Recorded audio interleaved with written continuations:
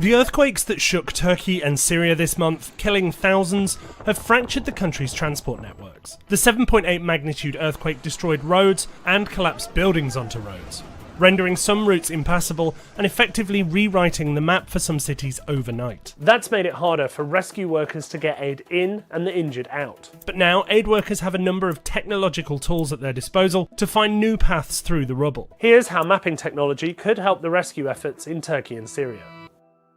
Firstly, there's drones.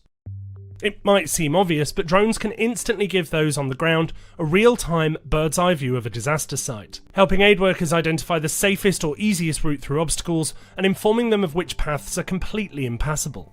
The visuals can also be used to help rescuers identify areas that might not have been searched, and even potentially spot signs of life among the wreckage. What's more, they can be deployed to try and assess the structural integrity of a building, giving rescuers an indication of whether it might be safe to proceed. Spain has said it is sending drones to Turkey as part of its aid package. But to get a bigger picture of how road infrastructure might have been damaged by a quake, you need to go higher, much higher. Enter Copernicus.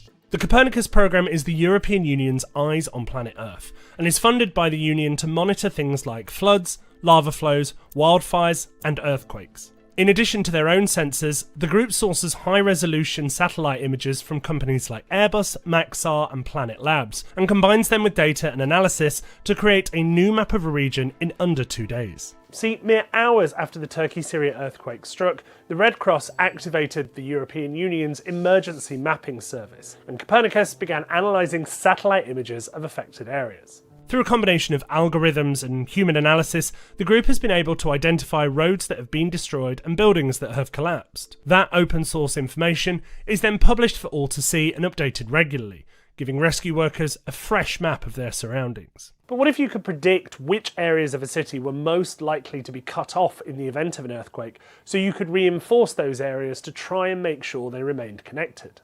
Well, that modelling tool is exactly what engineering researchers Dr. Cihan Björn and Professor Dina Dayala have tried to develop. The pair worked with Istanbul's metropolitan municipality to develop a model for evaluating which areas are most at risk of being cut off in the event of an earthquake. To do this, they took data on things like building density, seismic strength, vehicle throughput, and road layout to create a heat map, which not only shows which roads and buildings might be damaged in a quake, but also which roads might become blocked if a building collapsed, and crucially, which areas were most at risk from being entirely cut off in the event of an earthquake. The research could also be used to show where investment could increase resilience against earthquakes. Essentially, whether it would be a better investment to strengthen a building or strengthen the road, or add more connectivity to an area. Now, the study was only published last year, and the researchers tell me it takes a lot of granular data in order for the model to work. But in the future, it could potentially be a tool that cities use to try and keep a path clear in the event of an earthquake.